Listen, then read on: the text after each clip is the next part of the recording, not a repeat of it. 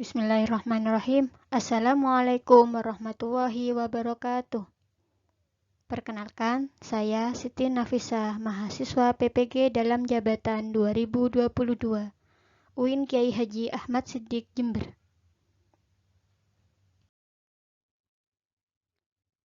Pada kesempatan kali ini, saya akan menjelaskan tentang model pembelajaran, yaitu tentang model pembelajaran berbasis proyek, atau yang sering kita sebut dengan Project Based Learning. Pembelajaran basis proyek adalah model pembelajaran yang menggunakan proyek atau kegiatan sebagai inti pembelajaran. Pembelajaran berbasis proyek dirancang untuk digunakan pada permasalahan kompleks yang diperlukan peserta didik dalam melakukan investigasi dan memahaminya. Melalui BJBL, proses inquiry dimulai dengan memunculkan pertanyaan menuntun dan membimbing peserta didik dalam sebuah proyek kolaboratif yang mengintegrasikan berbagai subjek atau materi dalam kurikulum.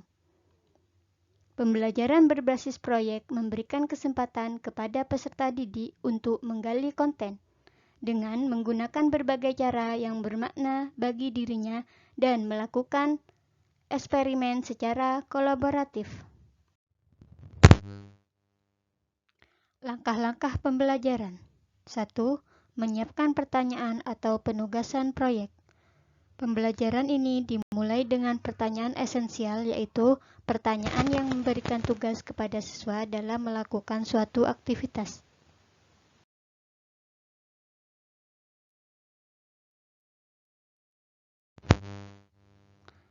Perencanaan dilakukan secara kolaboratif antara guru dengan siswa sehingga siswa merasa memiliki proyek tersebut.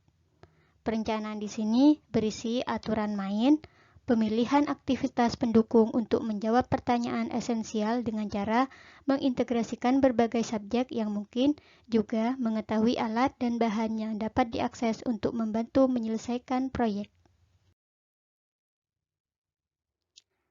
Ketiga, menyusun jadwal. Di sini, guru dan siswa secara kolaboratif menyusun jadwal aktivitas dalam menyelesaikan proyek, di antaranya 1. Membuat timeline untuk menyelesaikan proyek. Yang kedua, membuat deadline penyelesaian proyek. Yang ketiga, membawa siswa agar merencanakan cara yang baru. Yang keempat, membimbing siswa ketika mereka membuat cara yang tidak berhubungan dengan proyek.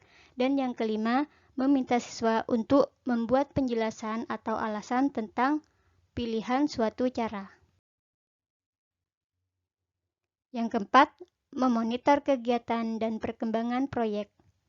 Guru bertanggung jawab untuk melakukan monitor terhadap aktivitas siswa selama menyelesaikan proyek. Monitoring di sini dilakukan dengan cara memfasilitasi siswa pada setiap proses. 5. Menguji hasil. Penilaian dilakukan untuk membantu guru dalam mengukur ketercapaian standar, berperan dalam mengevaluasi kemajuan masing-masing siswa, memberi umpan balik tentang tingkat pemahaman yang sudah dicapai siswa, dan membantu guru dalam menyusun strategi pembelajaran berikutnya. 6. Mengevaluasi kegiatan atau pengalaman. Pada akhir proses pembelajaran, guru dan siswa melakukan refleksi terhadap aktivitas dan hasil proyek yang sudah dijalankan. Proses refleksi ini dilakukan baik secara individu maupun kelompok.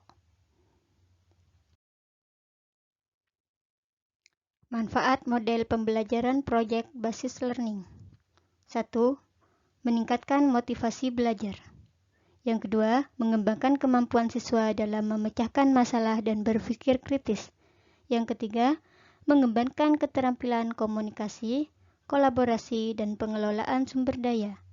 Yang keempat, memberikan pengalaman kepada siswa dalam pembelajaran praktik, dalam pengorganisasi proyek, dan membuat alokasi waktu dan sumber-sumber lainnya seperti perlengkapan untuk menyelesaikan tugas. Yang kelima, melibatkan siswa untuk belajar mengambil informasi dan menunjukkan pengetahuan yang dimiliki, kemudian diimplementasikan dengan dunia nyata.